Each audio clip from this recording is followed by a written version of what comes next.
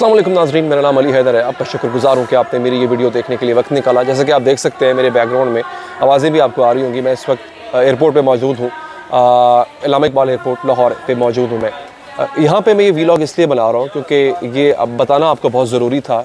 अभी जो चीज़ मेरे साथ हुई है और बिलखसूस ये वीडियो ओवरसीज़ पाकिस्तानीज़ के लिए है। पहली बात तो ये है कि हमारा जो पाकिस्तान के जो एयरपोर्ट सर्विसेज होती हैं हमारी, वो उस मयार की तो बिल्कुल भी नहीं है जैसा कि इंटरनेशनल एयरपोर्ट्स पे होता है। वहाँ की इमिग्रेशन सर्विस, वहाँ की वैसे जो ओवरऑल एयरपोर्ट फैसिलिटीज़ होती हैं उस मयार की नहीं है।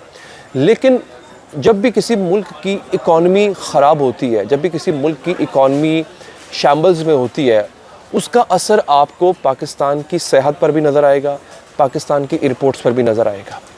हम आ रहे थे, अल्लाह का बड़ा करम है जी, हम उम्रे की सादत के लिए जा रहे हैं। वहाँ पे अल्लाह ताला ने बड़ा करम किया हम पे।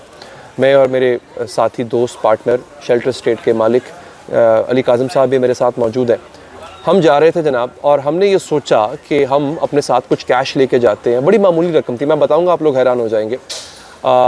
हमने कहा कि हम चूँकि सऊदी अरब जा रहे हैं तो वहाँ का रियाल हम ख़रीद लेते हैं। हमने यही सोचा कि एयरपोर्ट जाएंगे, एयरपोर्ट में हमें रियाल मिल जाएंगे।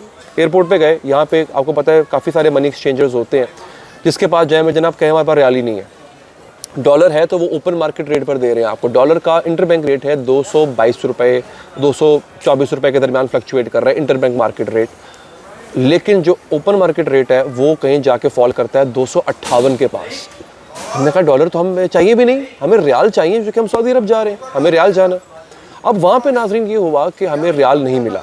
अब हमारे पास 70,000 पाकिस्तानी रुपए थे हम दोनों का। चूँकि जॉइंट वेंचर है कि हम जा रहे हैं तो किसी एक की जेब में जो है मैंने काज़म भाई को कहा, काज़म भाई ये 70,000 रुपये आप अपनी जेब में रख लें। उन्होंने रख लिए। तो अब काज़म भाई से अब अगेन हमसे पूछा जाता है कि जी आपके पास कितने पैसे आप लेके जा रहे हैं। झूठ बोलने की आदत नहीं, ना बोलने की ज़रूरत पड़ी, ना महसूस हुआ कि झूठ बोलना चाहिए। हमने कहा जनाब हमारी जेब में इस वक्त मुबल्लिग 70,000, मेरी जेब में कुछ भी नहीं थे, मेरे वॉलेट में कुछ नहीं रखा हुआ था। काज़म भाई की जेब में 70,000 पाकिस्तानी रुपए थे। हमें ये कहा गया कि आप ये पैसे नहीं लेके जा सकते, आप 10,000 पाकिस्तानी रुपयों से ज़्यादा की रकम लेकर जा ही नहीं सकते। अब मैं शशतर रह गया, आप यकीन कीजिए मैं हैरान रह गया। मिन्नत समाजत करके किस तरह से हमने उस चीज़ को टैकल किया। हमने कुछ पैसे बाहर दिए, मतलब हमने दो में डिवाइड किए। 10,000 मेरे पास, 10,000 काज़म भाई के पास रखा। हमने को दो लोग थे, बकिया पैसे जो थे वो बाहर हमारे जो हमें छोड़ने आए हुए थे हमारे भाई, उनके हमने हवाले किस तरह से किए। कुछ बहस मुबासा भी वहाँ पे हुआ। उन्होंने कहा जी कानून है, और डेफिनेटली इनका कसूर नहीं है, ये तो कानून है ना, तो हुकूमत वक्त ने कानून बना दिया। इसमें यहाँ के ASF या FIA या जो एयरपोर्ट का जो अमला होता है इसमें कोई कसूर नहीं है। दे वर सिंपली फॉलोइंग ऑर्डर्स। और ये जो वीडियो मैं बना भी रहा हूँ ना, ये एयरपोर्ट के अमले की शिकायत करने के लिए वीडियो नहीं बना रहा। वो उन्होंने बड़े अखलाक से, बड़े प्यार से हमें समझाया। मुझे अपनी इस बात पे थोड़ी सी हैरानी मुझे ये हुई कि मैं चूँकि एक न्यूज़ एंकर हूँ, मुझे इस खबर का पता होना चाहिए था, क्योंकि इससे पहले हम शायद नवंबर में ट्रैवल किया था, ऐसे ही जी, हमने नवंबर में ट्रैवल किया था और हम ठीक ठाक पैसे लेके गए थे जितने रिक्वायर्ड होते हैं। वो हमारा दुबई का टूर था, तो उसमें ऐसा कोई रूल नहीं था। तो हमने उसी, और ये 2 महीने पहले की बात है, तो उसी मद्देनज़र रखते हुए उसी चीज़ को हम लोग अब दोबारा आ जाए।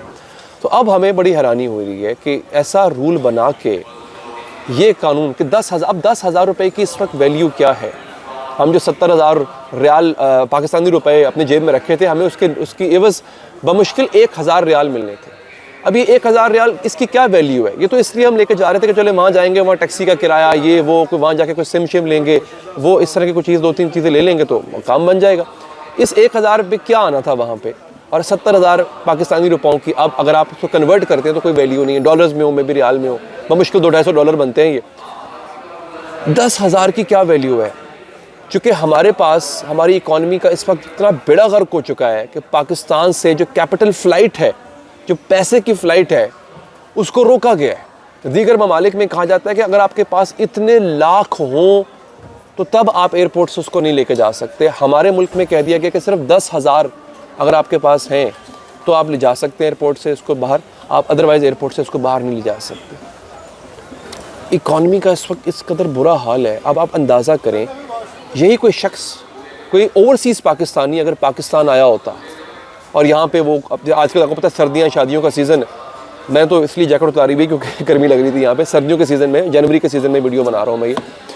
तो अब लोग जो है वो वापस जा रहे हैं, हमारे ओवरसीज़ पाकिस्तानीज़, वो यहाँ से कुछ पैसे लेके जाना चाह रहे हैं। आप 10,000 से ऊपर लेके नहीं जा सकते। इस तरह की हमें पॉलिसीज़ बनाना पड़ रही हैं। हो सकता है कुछ मईशत दान कहें कि ये बड़ी अच्छी पॉलिसी है, लेकिन यकीन कीजिए इस तरह की पॉलिसीज़ ना इन्वेस्टर को अट्रैक्ट करती हैं, ना ही इस तरह की पॉलिसीज़ जो हैं वो ओवरसीज़ पाकिस्तानीज़ को अट्रैक्ट करती हैं, उनका कॉन्फिडेंस नहीं बढ़ता। आप मुझे बताइए, हमारा जो FDI फॉरेन डायरेक्ट इन्वेस्टमेंट जिसे कहते हैं वो 50% गिर चुकी हुई है। ये हैरानी की बात है। फॉरेन रेमिटेंस जो है इससे पहले जो हमें मिला करती थी उसमें काफ़ी हद तक कमी आ चुकी हुई है। पाकिस्तान के ज़रिए मुबादला के ज़खायर में जो कमी आ रही है वो क्यों आ रही है? ऐसी तो आ रही है कि फ़ॉरेन रेमिटेंस का बेड़ा गर्क हो गया हुआ है, FDI फॉरेन डायरेक्ट इन्वेस्टमेंट का बेड़ा गर्क हो चुका हुआ है, क्योंकि हमारे पास हम उस तरह की पॉलिसी बनाते ही नहीं हैं जो बिज़नेस फ्रेंडली पॉलिसी हो।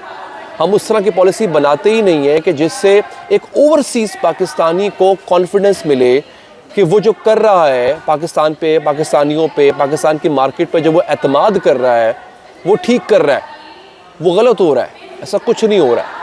ये मैंने आपको अपने साथ आप भी थी बताइए जो मेरे साथ एयरपोर्ट पे भी थी, कुछ गलत नहीं हुआ कोई। मैं आपको अगेन शायद लोग अपनी जो है वो वीडियोस को चलाने के लिए ऐसी बातें कर जाते हैं जनाब कि हमारे साथ बदतमीज़ी की किसी नहीं, बड़े प्यार से सारा अमला बड़ा कमाल का अमला है, इसमें कोई शक नहीं है। दे वेरी प्रोफेशनल, बड़े प्यार से डील करते हैं। लेकिन गवर्नमेंट जो पॉलिसी बनाएगी वो तो उसी को फॉलो करेंगे ना। वो पॉलिसीज़ कैसी हैं? वो पॉलिसीज़ इन्वेस्टर फ्रेंडली नहीं है, ये पॉलिसीज़ ओवरसीज़ पाकिस्तानी फ्रेंडली नहीं है।